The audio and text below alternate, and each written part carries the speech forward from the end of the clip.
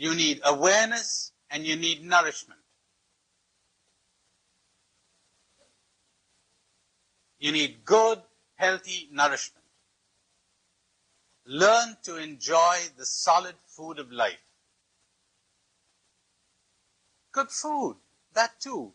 Good wine, good water. Taste. Lose your mind and come to your senses. That's good, healthy nourishment. The pleasures of the senses and the pleasures of the mind. Good reading, when you enjoy a good book or a real good discussion. Thinking, marvelous.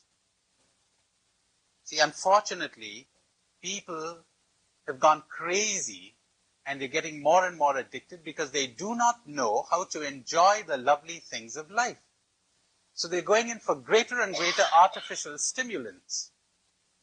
Some years ago, President Carter, during the oil crisis, made an appeal to Americans everywhere to go in for austerity. I thought to myself, he shouldn't tell them to be austere. He should tell them to really enjoy things. Most of them have lost their capacity for enjoyment. I really do believe that most people have in affluent countries. They got to have more and more expensive gadgets. They can't enjoy the simple things of life. And then I walk into all kinds of places where they have all the most marvelous music. You get these records at a discount or whatever, they're all stacked there. I never hear anybody listening to them. No time, no time, no time, no time. They're guilty.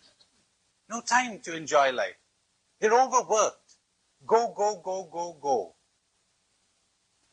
If you really enjoyed life and the simple pleasures of the senses, you would be amazed. You would develop that extraordinary discipline of the animals.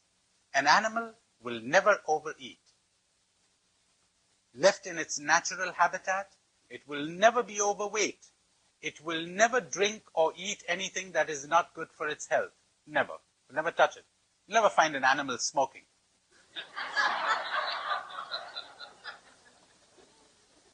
It always exercises as much as it needs. Look at your cat after it's had its little breakfast. Look how it relaxes and see how it springs into action. Look at the suppleness of its limbs and the aliveness of its body. We've lost that.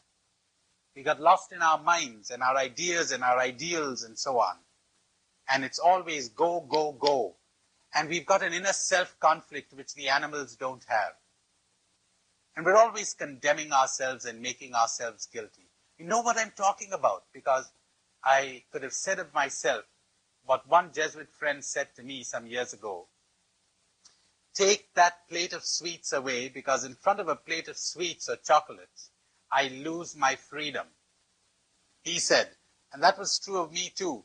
I lost my freedom in front of all kinds of things. No more, no more. I'm satisfied with very little, and I enjoy it intensely. When you've enjoyed it intensely, you need very little.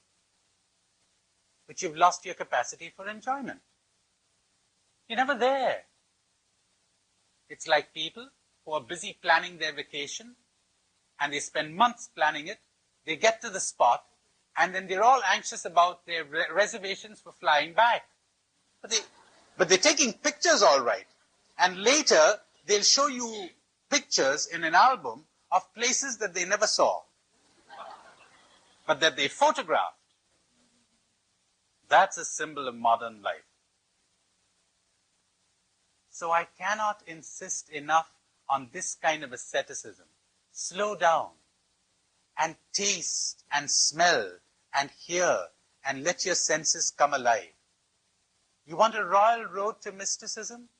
Sit down quietly and listen to all the sounds around you, so that as far as possible, no sound is excluded. You do not necessarily focus on any sound, but you hear them all. Oh, you will see the miracles that happen to you if you are able to do this, when your senses come unclogged. So that is extremely important for the process of change.